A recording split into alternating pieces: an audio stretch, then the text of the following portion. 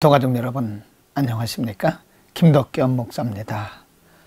오늘은 마가복음 10장 17절부터 31절 말씀을 본문으로 말씀을 나누겠습니다. 오늘 본문에는 한 부자가 예수님을 방문하고 예수님께 질문하는 것으로부터 시작이 됩니다. 17절 말씀에 보면 예수께서 길에 나가실 때 한 사람이 달려와서 꿇어 앉아 묻자오되 선한 선생님이여 내가 무엇을 하여야 영생을 얻겠습니까? 라고 진정한 질문을 합니다. 예수님은 그에게 이렇게 대답을 하십니다. 19절 말씀에 내가 계명을 하냐니 살인하지 말라, 간음하지 말라, 도적질하지 말라, 거짓 증거하지 말라, 속여 취하지 말라, 내 부모를 공경하라 하였느니라. 이 말씀을 듣고 그 사람은 이렇게 자신 있게 말합니다. 선생님, 이것은 내가 어려서부터 다 지켰습니다. 아마도 이 사람은 어려서부터 율법을 철저하게 지킨 사람으로 보입니다. 예수님은 그를 바라보시고 기뻐하시면서 이렇게 말씀하십니다. 21절 말씀에 내게 오히려 한 가지 부족한 것이 있으니 가서 내 있는 것을 다 팔아서 가난한 자들에게 주라. 그리하면 하늘에서 보화가 내게 있을 것이다. 그리고 와서 나를 좇으라 라고 예수님께서 말씀을 하십니다. 그러나 이 부자는 의외로 예수님의 그 말씀에 대해서 전혀 다른 반응을 보였습니다. 22절 말씀에 보면 그 사람은 재물이 많은 거로 이 말씀을 인하여 슬픈 기색을 띠고 근심하며 가니라 라고 기록하고 있습니다. 이 사람은 영생에 대해서 굉장한 관심이 있던 사람이었습니다. 그러나 예수님께서 그에게 하신 말씀, 가서 내게 있는 것을 다 팔아서 가난한 자들에게 나눠주고 그리고 와서 나를 따르라고 그에게 결단을 요구하셨을 때에 이 사람은 결단을 하지 못했습니다. 성경에 이 사람이 그의 재산을 다 팔아서 가난한 자들에게 다 주었다는 기록이 없습니다. 예수님께로 다시 왔다는 기록도 없습니다. 영생에 대해서 관심이 있어서 예수님께로 온 것까지는 아주 잘했습니다. 그러나 그는 재물을 파는, 그리고 예수님을 따르는 데는 결단을 하지 못했던 것입니다. 여러분, 그렇습니다. 하나님의 나라는 관심만 가지고 되는 것이 아닙니다. 우리가 영적인 삶을 살거나 거룩한 삶을 사는 것도 관심만 가지고 되는 것이 아닙니다. 우리에게 철저한 결단이 필요한 것입니다.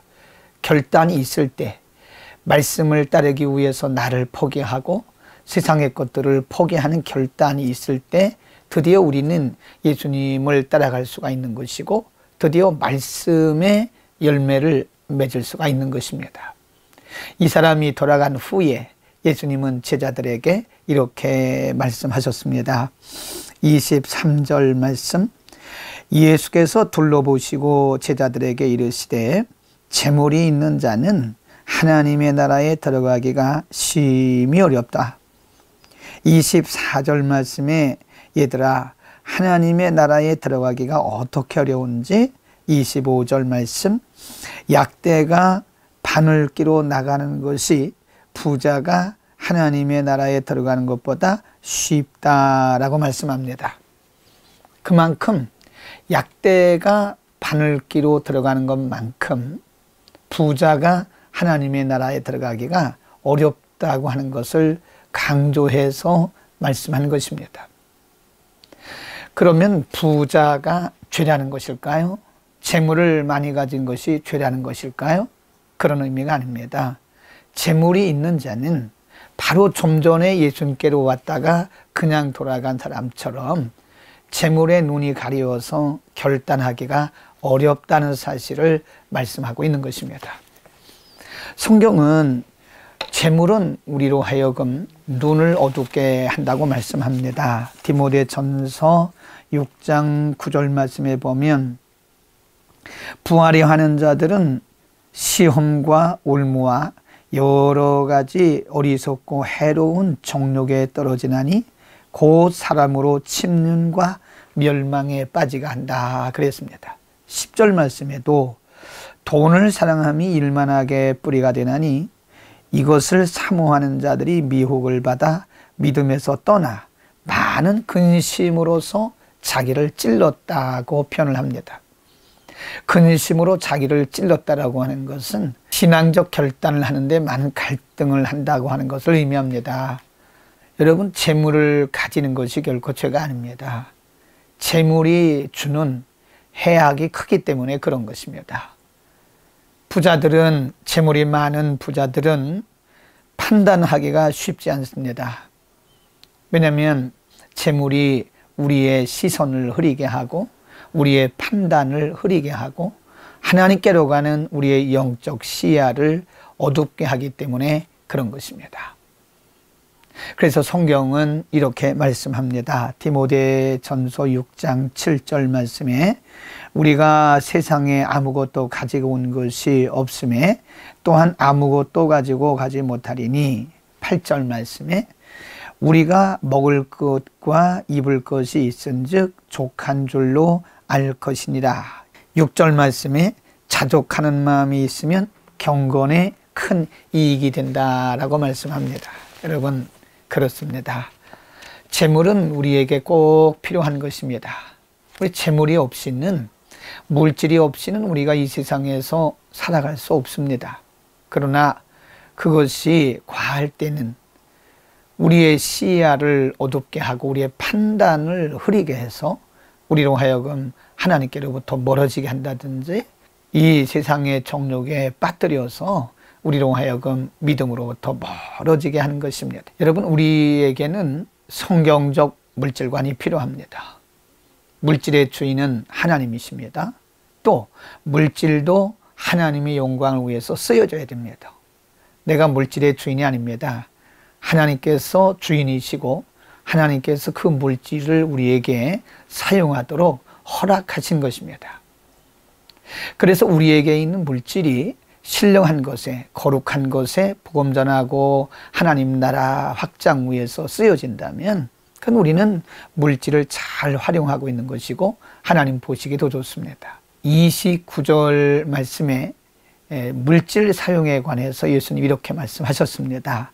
29절, 예수께서 가라사대 내가 진실로 너희에게 이르노니 나와 및 복음을 위하여 집이나 형제나 자매나 어미나 아비나 자식이나 전토를 벌인 자는 30절 말씀에 금세에 있어 각각 형제와 자매와 모친과 자식과 전토를 100배나 받되 핍박을 겸하여 받고 내세의 영생을 얻지 못할 자가 없느니라 라고 말씀합니다.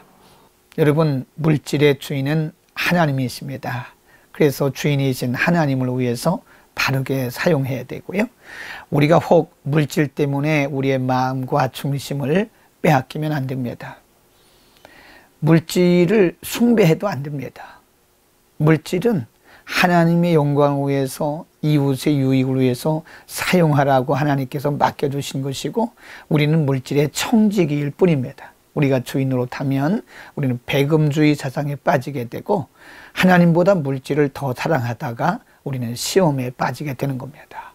하나님의 주신 물질, 하나님의 영광과 그 이웃을 위해서, 복음을 위해서 아름답게 사용하는 하루가 되기를 축복합니다. 기도하겠습니다. 거룩하신 아버지, 오늘 예수님에게 영생에 관심을 가지고 갔던 부자는 예수님의 말씀을 잘 들었지만 결단이 부족하여 그가 물질의 유혹을 이기지 못하여 결국은 선한 열매 맺지 못한 것을 오늘 우리가 상고했습니다. 거룩하신 아버지, 우리에게 자족한 마음을 주옵소서. 물질을 넉넉히 이겨내는 하나님의 영광과 복음을 위해서 아름답게 사용할 수 있는 지혜를 우리에게 허락하여 주옵소서. 예수 그리스도의 이름으로 기도드립니다. 아멘.